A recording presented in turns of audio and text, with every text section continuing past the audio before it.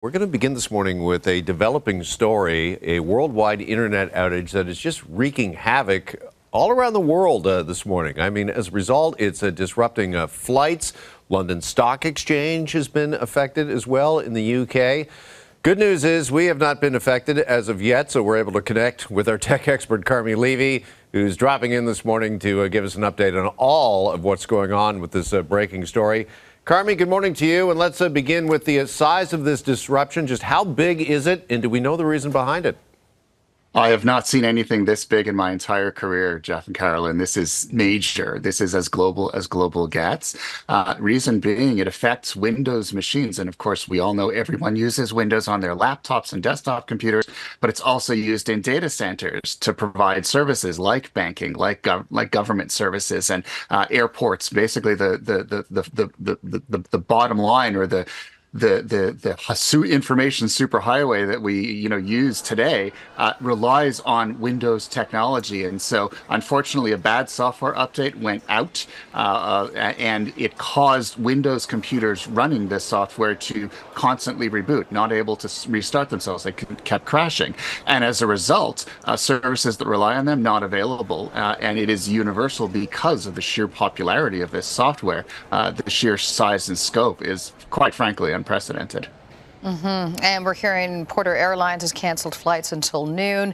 Air Canada also reporting disruption. So obviously, when we talk about situations like this, and people are, if they're traveling today and over the course of the weekend, make sure you call ahead to see what is going on. Do we know more about what happened here? We have heard that this has nothing to do with a cyber attack.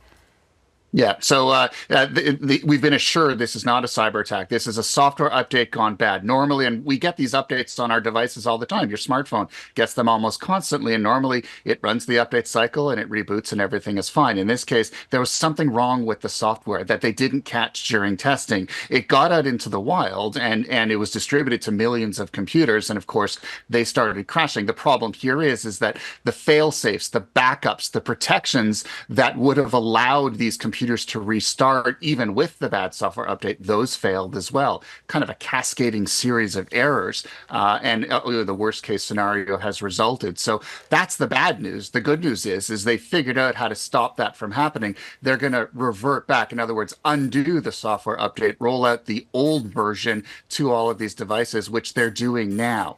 We know that this affects Microsoft computers. We know that it's because of a piece of code within Windows from a company called CrowdStrike. The software is called Falcon Sensor. It's a cybersecurity app that's built into Windows that's causing this problem. So CrowdStrike has issued a statement saying they are working to restore service as soon as possible, and that things are moving in the right direction. The problem here is even when these computers are rebooted, it will take likely hours, if not days, probably into next week, for all of the work that was supposed to happen, all of those payments that didn't happen, all of those airline tickets that didn't get booked, or gates that didn't get processed, and that will take days to sort of undo that backlog, work through it. Sure. Until service in all of these platforms, apps, industries, sectors returns to normal.